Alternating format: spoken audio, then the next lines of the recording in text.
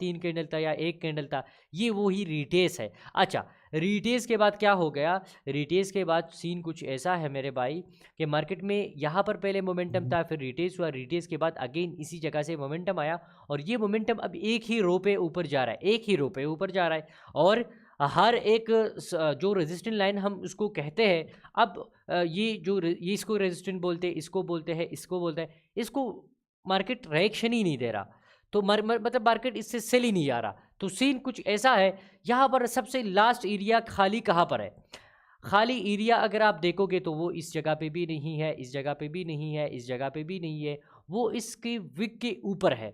ठीक है, इस विक के ऊपर मतलब यहाँ पर क्लीन, आपको क्लीन डाउन नजर आ रहा है, लेकिन ये क्लीन डाउन तब काम करेगा। अब ये ज़रूरी बात इसमें यहाँ पर आ गई, ज़रूरी बात सबसे इसमें ये आ गई मेरे भाई कि ये कब काम करेगा, ये तब काम करेगा कि मार्केट उसी एरिया पे डायरेक्ट आ जाता है। डायरेक्ट से मतलब ये है यहाँ से स्टार्ट करके डायरेक्ट इसी जगह पे आ जाए, तब ये रिएक्शन कर सकता है, ट्रेड दे सकता है। अगर ये मार्केट डायरेक्ट नहीं आया, ये मार्केट इस जगह पे आ गया, आने के बाद यहाँ पर रुका 2 घंटे 3 घंटे या एक जो है रिजेक्शन कैंडल दिया, क्योंकि डेली टाइम फ्रेम था तो बड़ा टाइम फ्रेम है, एक भी रिजेक्शन कैंडल दे या एक भी बेरिश कैंडल दे और फिर अगेन जाना स्टार्ट करता तो शायद ये ऊपर चला जाए, फिर ये ट्रेड नहीं दे सकता। ये इसको हम FAG बोलते हैं। यहाँ से ना ये जो विक है, लास्ट कैंडल कहाँ पर है, मतलब इस एरिया में जो जंजड़ है, जो यहाँ पर मार्केट पे रेंज टाइप है, इस एरिया में सबसे ऊपर कहाँ पर लाइन है, तो वो लाइन अगर आप देखोगे तो वो इस वीक के बाद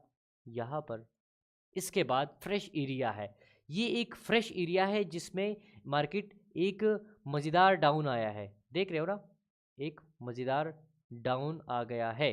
तो जब इसी जगह पे मार्केट एक मज़ेदार डाउन आ गया है, तो इसी जगह तक अगर मार्केट एक भी सपोर्ट, एक भी रेजिस्टेंट लाइन को रिस्पेक्ट ना दे, इस रेजिस्टेंट को लाइन को भी रिस्पेक्ट नहीं दिया, नंबर 1 नंबर 2 को भी नहीं दिया, इसको भी नहीं दिया, इसको भी नहीं दिया, और मार्केट अभी तक स्टिल ऊपर जा रहा है, तो आपके पास एक अपॉर्चुनिटी होगी कि अगर यहाँ से ऊपर कहाँ तक जा सकता है ये मार्केट। ये ऐसा तो नहीं है कि मार्केट में यहाँ पर इतना मोमेंटम आ गया है या इतना कुछ सीन है कि इसी जगह से फिर नेक्स्ट कैंडल ऐसे बन जाएगा, ऐसे बन जाएगा। मैंने नहीं देखा, मेरे एक्सपीरियंस के मुताबिक ऐसा नहीं हुआ है।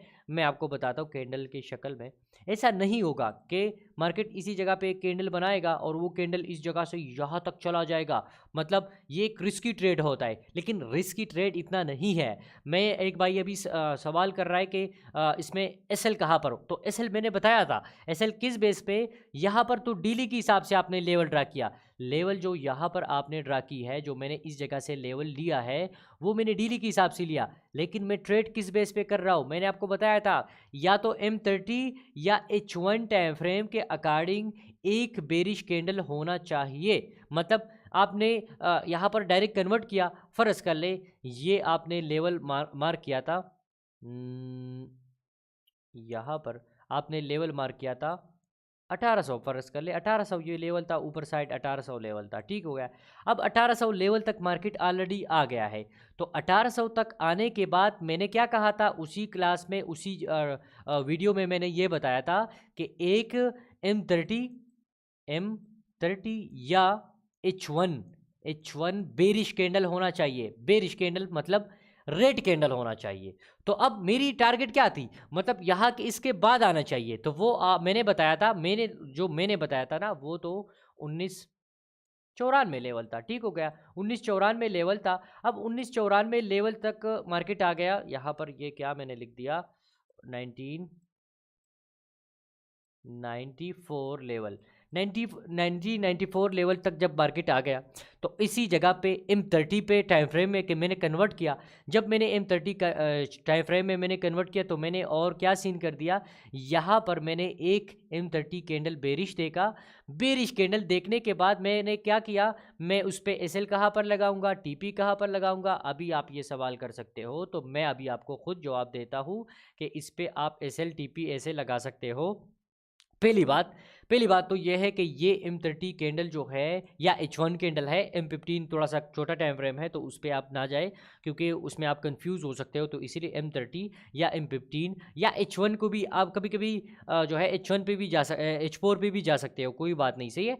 H4 पे भी, लेकिन H4 बड़ा टाइम फ्रेम है तो वो बड़ा आपको टाइम देगा, बड़ा आपके साथ जो है वो सीन करेगा। तो इसी वजह से थोड़ा सा मतलब आपको जो है इसी टाइम फ्रेम में भी इसकी कुरेसी अच्छी खासी है, आप इस पर भी ट्राई कर सकते हो, टेस्ट कर सकते हो, कोई मसले वाली बात नहीं है। अच्छा, यहाँ पर M30 की कैंडल क्लोज हो गई, बेरिश कैंडल क्लोज हो गई, M30 के बेरिश कैंडल क्लोज हो गई। तो अब ना यहाँ पर आप अभी ये देखोगे कि आया ये मार्केट डायरेक्ट आया था, तो डायरेक्ट तो डेली के हिसाब से आया था। अब यहाँ पर आप अगेन देखोगे कि M30 के अकॉर्डिंग भी डायरेक्ट आया था। M30 में तो कोई ऐसा नहीं हुआ था ना कि एक कैंडल बुलिश बना दिया, फिर बेरिश बना दिया, बेरिश में थोड़ा सा रेंज, फिर बुलिश। जब ऐसे कर जाए तो थोड़ी सी इसकी कुरीसी कम हो जाती है, थोड़ी सी कम हो जाती है। लेकिन अगर डायरेक्ट आ जाता है तो डायरेक्ट वाली चीन से नहीं घबराना। मैं पिछले 4 साल से यही बता रहा हूँ हर जगह पे। मैं डायरेक्ट मार्केट जब डायरेक्ट आ जाता है तो उससे नहीं घबराता, जब मार्केट रुक रुक के आ जाती है तो उससे मैं घबराता हूँ, वही मेरा असल होता है। क्योंकि उसी टाइम पे ज़्यादातर जो रिटेलर ट्रेडर है वो ट्रेड करते हैं। जब मार्केट में ज़्यादा मोमेंटम आता है ना तो जो हमारे जो मतलब छोटे छोटे ट्रेडर होते हैं वो ट्रेड ही नहीं करते, वो मोमेंटम से घबराते हैं। हालांकि मोमेंटम पे ट्रेड करना चाहिए, वो बिल्कुल उल्टा ट्रेडिंग करते हैं, इसी वजह से तो लॉस कर रहे हैं। इसी वजह से लोग ज़्यादातर आप देखें न्यूज़ के टाइम पे वो कहते हैं, जो मेंटोर बने पड़े हैं तो वो कहते हैं भाई न्यूज़ के टाइम पे ट्रेड नहीं करा। मेरे भाई न्यूज़ के टाइम पे तो ट्रेड करना चाहिए। अगर आप जो है ट्रेडिंग करते हो, रिस्क लेते हो, तो रिस्क ही टाइम पे ही लेना, आपको मज़ा आएगा। तो यहाँ पर वापस उसी जगह पे जाते हैं। M30 चार्ट, जब M30 कैंडल ये वापस कर देते हैं, जब इसी जगह पे M30 कैंडल जो है वो क्लोज हो गया, जब M30 क्लोज हो गया तो इस पे हम रिस्क इस हिसाब से लेंगे। यहाँ पर हम ट्रेड करेंगे, डायरेक्ट ट्रेड करेंगे। एसएल हम इसी कैंडल से ऊपर अगर थोड़ा सा विक है तो विक से ऊपर हम एसएल लगाएंगे। टीपी, अब ना एसएल आपका फाइंड हो गया। किसी के पास भाई $100 का अकाउंट है, एग्जांपल के तौर पर एक भाई के पास $100 का अकाउंट है, वो इसी ट्रेड पे $15 रिस्क ले। मैं समझता हूँ $15 लेना चाहिए, क्योंकि ये मंथ के अंदर सिर्फ 1 या 2 ट्रेड होगा या 3 ट्रेड होगा, ज़्यादा से ज़्यादा 4 पेयर 5 पेयर पे सिर्फ इतनी ही ट्रेड होगा। तो अब आपने 15 जो है $15, 100 पे ज़्यादा रिस्क है यार, 100 पे बहुत ज़्यादा रिस्क है। अगर परसेंटेज निकाले तो कोई भाई अभी कमेंट कर सकता है कि कितनी परसेंटेज ये बनते हैं। तो ज़्यादा है, लेकिन ज़्यादा है, रिस्क है, कोई मसला नहीं, कोई मसला नहीं। और नेक्स्ट कैंडल आप देखोगे, आप डायरेक्ट देखोगे कि आपका जो है नेक्स्ट कैंडल ऐसे बेरिश बनेगा इंशाल्लाह। जब आप ऐसे हर वो चीज़ जो मैंने आप लोगों को बताया उसके अकॉर्डिंग आप देख लेते हो, तो नेक्स्ट कैंडल आप एक्सपेक्टेशन करोगे कि एक लंबी कैंडल ऐसे बेरिश बनेगा, ऐसे बेरिश बनेगा। और कम से कम वो इतना आएगा जितना आपका एसएल है उससे डबल ट्रिबल आ सकता है, ये प्रेडिक्शन है। अब हम क्या करते हैं, मैं अगर मुझे लगता है कि भाई मुझे $50 प्रॉफिट देगा तो मैं लाइव में बताता हूँ भाई $10 प्रॉफिट देगा। $50 क्यों नहीं बताता, क्योंकि मार्केट है यार, मार्केट वापस चली जाती है अक्सर। तो जब मार्केट अक्सर वापस चली जाती है तो इसी वजह से मैं लोगों को थोड़ा सा कम ही टीपी बता के साइड पे हो जाता हूँ। लोग ये समझते हैं कि यार ये बहुत ही लो रिस्क ले रहा है, मतलब बहुत ही छोटी टीपी इसका होता है। हालांकि ये बात नहीं है, हम जो है यहाँ पर लोगों को नहीं बताते। क्यों बताए यार, क्यों आपको बताया? अगर यहाँ पर एक भी अभी मेरा जो है कितना परफेक्टली ये एनालिसिस गया था, किसी ने कमेंट किया? इतनी ज़्यादा लोगों ने कमेंट नहीं किया।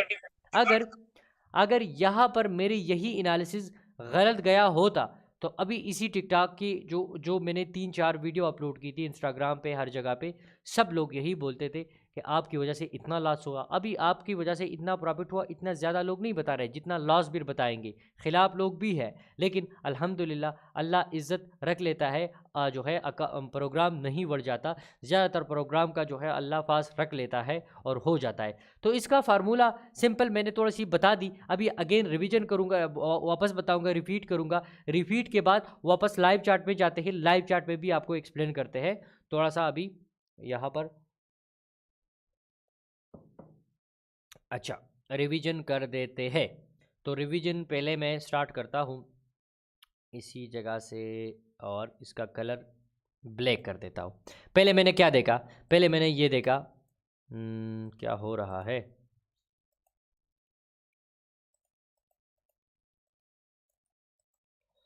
ये रिटेस और इसका ये हो गया और ये ब्लैक। पहले मैंने ये किया कि इसी जगह से मार्केट स्टार्ट होके सेल आ रहा था। सेल आने के बाद मार्केट में यहाँ पर थोड़ा सा रेंज हुआ था, एक ऐसी रेंज था, फ्लैग वगैरह बनी थी, मार्केट यहाँ तक आ गया था।